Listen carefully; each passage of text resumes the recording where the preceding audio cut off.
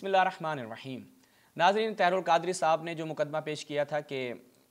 حضرت ابوبکر نے جناب فاطمہ سلام اللہ علیہا کی نماز پڑھائی، اس کے اوپر ہم اپنی پہلی قسط میں تفصیل سے بیان کر چکے ہیں۔ وہاں پر ہم نے طاہر القادری صاحب کا کلپ بھی چلایا تھا۔ جو ہمارے ناظرین ہماری پہلی قسط کو نہ دیکھ سکے تو ان سے گزارش ہے کہ آپ جا کر پہلی قسط دیکھیں۔ وہاں پر ہم نے طاہر القادری صاحب کی پیش کردہ روایات اور کتابوں کے جو انہوں نے حوالے پیش کیے تھے ان کا تفصیلی جواب دیا، اور اس کے بعد ہم نے ایک عرض کی تھی کہ اس موضوع کے اوپر 6 روایات ٹوٹل موجود ہیں منابع اہل سنت میں، اور ہم ان 6 کی حالت اور ان کی کیا کنڈیشن ہے آپ کے سامنے ایک ایک کر کے بیان کر رہے ہیں، اور ان کا آپریشن کر رہے ہیں کہ کوئی بھی روایت صحیح و سند نہیں ہے۔ اور طاہر القادری صاحب اور ان کے حواریوں کو اور ان کے اسٹوڈنٹس کو، اتنے اسٹوڈنٹس ہیں، انہوں نے سب کو کام پہ بھی لگا دے تو ایک صحیح و سند روایت وہ پیش نہیں کر سکتے۔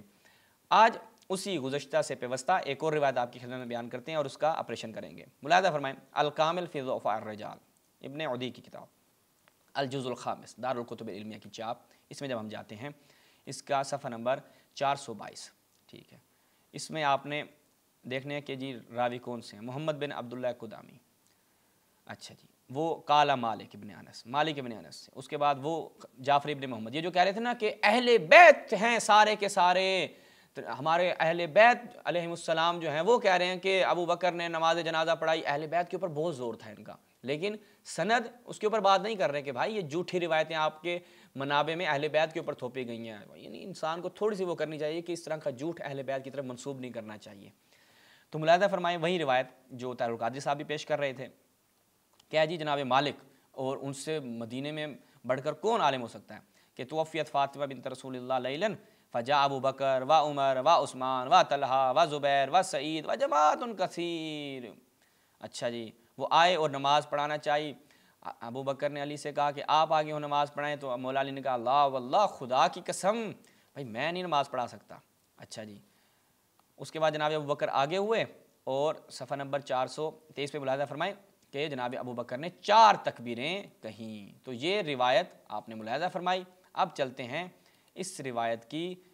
دیکھتے ہیں کہ بیچاری کی صورتحال کیا بنتی ہے۔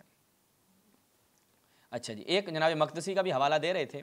اب چلتے ہیں ذخیرۃ الحفاظ پہ، جناب مقدسی وہ کیا بیان کر رہے ہیں، یہی روایت انہوں نے بھی بیان کی نا، وہ اسی کتاب کا حوالہ بھی دے رہے تھے۔ اچھا جی، صفحہ نمبر 1172 پہ طاہر القادری صاحب، آپ کو ویسے تعجب کی بات ہے کہ جس نے وہ اسکرپٹ بنا کے دیا نا، نیچے نہیں پڑھا، یہ دیکھیں وَلَمْ يَرْوِ عَنْ مَالِكَ غَيْرِ الْقُدَامِي، کہ اس روایت کو مالک سے قدامی کے علاوہ کسی نے نقل نہیں کیا، اور قدامی کی کیا حالت ہے، وَهُوَ ضَعِيفٌ، اور وہ ایک ضعیف راوی ہے۔ روایت بالکل وہی اوپر والی سند ملاحظہ فرمائیں جو انہوں نے متن پڑھا تھا، جناب مقدسی سے حوالہ پیش کر رہے تھے، لیکن یہ ٹکڑا جناب مقدسی کی کتاب سے پیش نہیں کیا طاہر القادری صاحب نے، یعنی کیا ہے، آدھا بیان کیا آدھا کھا گئے، کیونکہ آگے پتہ چل جاتا کہ روایت ضعیف ہے۔ تو یہ ان کی اس روایت کی کنڈیشن تھی کہ جو جناب بیان کر رہے تھے، اور خود ملاحظہ فرمائیں الاصابہ فی تمیز الصحابہ، ابن حجر عسقلانی، دار الکتب العلمیہ کی چاپ، اس میں جب ہم جاتے ہیں صفحہ نمبر 267 پہ، وہاں پہ کیا کہتے ہیں، اچھا جی، وقد روا بعض المتروکین عن مالک، بعض ایسے متروک راوی جو ہیں انہوں نے مالک سے، وہی روایت جو اوپر بیان کی ہے کہ جناب ابو بکر نے 4 تکبیریں کی، اس کے اوپر ابن حجر کہتے ہیں بعض متروکین آئے، انہوں نے جناب مالک سے یہ روایت نقل کی، جعفر ابن محمد سے، پھر ان کے والد سے، پھر ان کے جد سے، وَوَهَاءُ الدَّارُقُطْنِي وَابْنِ عَدِي، وہ کہتے ہیں کہ یہ بہت وہی بات ہے، یعنی ایک ضعیف اور سست چیز ہے کہ جسے آپ بیان کر رہے ہیں، یعنی ایک روایت جو ہے اس کے اندر ذرا بھی توانائی و طاقت نہیں ہے جسے آپ پیش کر رہے ہیں۔ تو یہ خود امام مالک سے متروک راویوں کی روایت پیش کر رہے ہیں، یہ طاہر القادری صاحب ہے جناب۔ ملاحظہ فرمائیں خود جناب الدکتر محمد سلابی وہ کیا بیان کرتے ہیں اس کے متعلق، دار ابن کثیر کی چاپ ہے، صفحہ نمبر 153 ہے، یہی روایت لے کر آتے ہیں جو موصوف بیان کر رہے تھے۔ وہ کہتے ہیں کہ جناب ابو بکر نے جو کہا کہ نماز ان کو رات کی تاریکی میں دفن کیا، ان کے اوپر نماز پڑھی، وجاء فی روایت صلی ابو بکر الصدیق علی فاطمہ بنت رسول اللہ فکبر علیہ اربع، نیچے 2 میں کیا بیان کرتے ہیں، المختصر من کتاب الموافقہ فی سندہ ضعف، اس کی سند میں کیا ہے، ضعف موجود ہے، ایک ضعیف سند یہ جو ہے وہ روایت طاہر القادری صاحب بیان کر رہے ہیں۔ وفی روایت مسلم، وہ کہہ رہے تھے نا جو راجح قول ہے، جو راجح قول ہے وہ کون سا ہے، ہمارے علماء کے نزدیک کہ جناب ابو بکر نے نماز پڑھائی۔ ہم آپ کے بتاتے ہیں کہ آپ کے اپنے علماء جو ہیں وہ راجح قول کسے کہہ رہے ہیں، وفی روایت مسلم، جو مسلم کی روایت ہے کہ صلی علیہ علی ابن ابی طالب واہی الروایت الراجحہ، جو راجح روایت ہے وہ یہ روایت ہے جو مسلم میں بیان ہوئی ہے، نہ کہ وہ کہ جو طاہر القادری صاحب اپنی جیب سے بیان کر رہے ہیں ایک ضعیف روایت کو کیا کہہ رہے ہیں کہ ہمارے ہاں یہ راجح قول ہے۔ تعجب کی بات ہے، تعجب کی بات ہے، واقعاً تعجب کی بات ہے۔ یہ طاہر القادری صاحب کی حالت ہے۔ اچھا جی، اس کے بعد چلتے ہیں جناب المدخل الی الصحیح، جناب حاکم نیشاپوری، وہ کیا بیان کرتے ہیں کہ یہی قدامی صاحب جو اس سند کی روایت میں جو ہم نے آپ کو پہلے بھی بیان کیا تھا، قدامی صاحب ہیں، وہ کہتے ہیں کہ انہوں نے مالک بن انس سے، ابراہیم بن سعد احادیث موضوعہ روایات کی ہیں، من گھڑت روایات پیش کرنے والا راوی جناب کہہ رہے ہیں اہل بیت سے، امام زین العابدین سے، امام جعفر صادق سے، یہ جناب استدلال کیا جا رہا ہے۔ ایک من گھڑت روایتیں گھڑنے والا راوی جو امام مالک سے روایات بیان کرتا ہے اور روایتیں گھڑتا ہے، اس کی روایات سے کیا ہے جی استدلال کیا جا رہا ہے۔ اس کے بعد اب اگلی روایت، ٹھیک، ایک اور جو روایت پیش کی جاتی ہے وہ ملاحظہ فرمائیں الطبقات الکبریٰ ابن سعد کی المجلد الثامن، اس کی 8ویں جلد، اس میں جب ہم جاتے ہیں صفحہ نمبر 29 پہ، یہاں پر بھی وہی روایت پیش کی جا رہی ہے۔ اس میں بھی آپ نے دیکھنا ہے کہ عبد الاعلیٰ بن ابی المصاور عن حماد عن ابراہیم قال صلی ابو بکر الصدیق علی فاطمہ بنت رسول اللہ فکبر علیہ اربع، 4 تکبیریں کہیں۔ روایت آپ نے دیکھی، اس کی سند کو بھی آپ نے بغور اپنے ذہن میں رکھنا ہے، نہیں تو کاپی پہ لکھ لیں اپنے، تاکہ آپ کو پتہ چلے کہ راوی جو ہے وہ جس کی بات ہو رہی ہے وہ کون ہے۔ اس کے بعد اگلے ابھی ہم اس کی روایت کا پریشن کرتے ہیں المطالب العالیہ ابن حجر اسقلانی کی، ملاحظہ فرمائیں اسی روایت کے بارے میں کیا کہتے ہیں جو طبقات ابن سعد سے ہم نے پیش کی۔ وہ کہتے ہیں کہ ابن سعد نے اپنی طبقات میں اس کو نقل کیا ہے، شبابہ بن سوار اس میں تھے، عبد الاعلیٰ بن ابی المصاور تھے وغیرہ وغیرہ۔ وسندہ طالف، کیا ہے جی اس روایت کی سند کیا ہے؟ ضعیف ہے۔ وفیہ عبد الاعلیٰ بن ابی المصاور جو اس میں تھا، قال فی التقریب متروک کذبہ ابن معین، ابن معین نے اس کی تکذیب کی ہے، متروک الحدیث ہے، اور ابن معین نے کیا کی ہے اس کی تکذیب کی ہے، کس کی؟ عبد الاعلیٰ بن ابی المصاور کی، جو کہ اس روایت کی سند میں موجود تھا۔ تو یہ ایک اور روایت جو یہ کہا جاتا ہے کہ جناب ابو بکر نے نماز پڑھائی۔ ملاحظہ فرمائیں ابن معین کی تاریخ الجزء الرابع میں جب ہم جاتے ہیں، عبد الاعلیٰ بن ابی المصاور لیس بشیء، ککھ بھی کوئی نہیں بھائی، جہاں بندہ ککھ نہیں تے وہ تواڈے نزدیک لاکھ ہے۔ تعجب کی بات ہے، ایک ایسے ضعیف اور متروک اور روایات گھڑنے والے راوی کی روایت لے کر آتے ہیں اور پیش کرتے ہیں۔ اگلی روایت پھر طبقات ابن سعد میں، ملاحظہ فرمائیں ایک اور روایت، اس کا بھی پریشن کیے دیتے ہیں، الطبقات الکبریٰ ابن سعد مجلد الثامن 8ویں جلد، اخبرنا محمد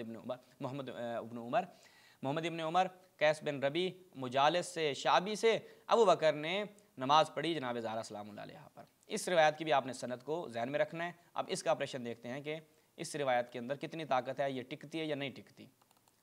چلتے ہیں جی اس کو دیکھتے ہیں۔ السنن الکبریٰ جناب بیہقی کی جزء الرابع 4تھی جلد۔ اچھا جی، ملاحظہ فرمائیں کیا ہے جی، ہاں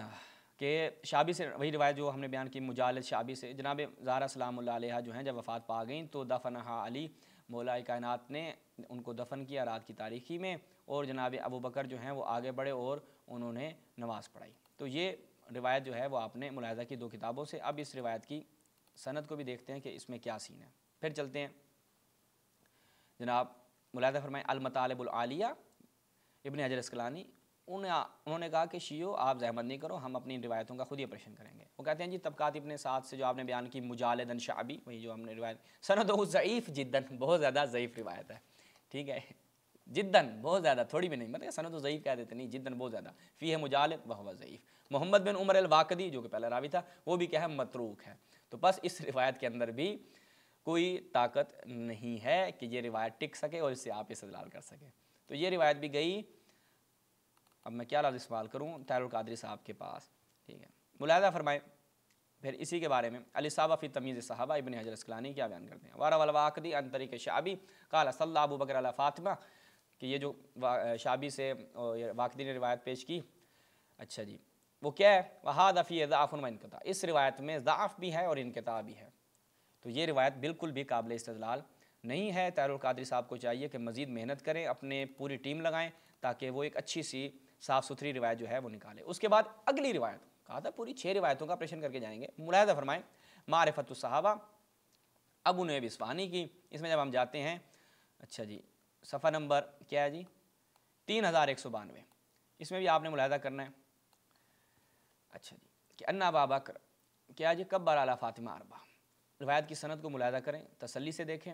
और अब चलते हैं इस रिवायत की सनद के ऊपर कि आया इस रिवायत में भी कुछ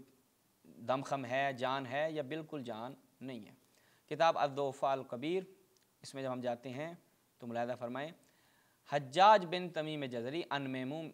बिन मेहरान रवा अनु अहादीस, वो इससे हदीस नकल करते हैं ला युताबिउ अला शैइन मिनहा, लेकिन उन हदीस की कोई भी परवाह नहीं की जाएगी, वो असलन काबिल इस्तिदलाल नहीं हैं कि आप उन हदीस से एहतजाज करें, बिल्कुल भी नहीं।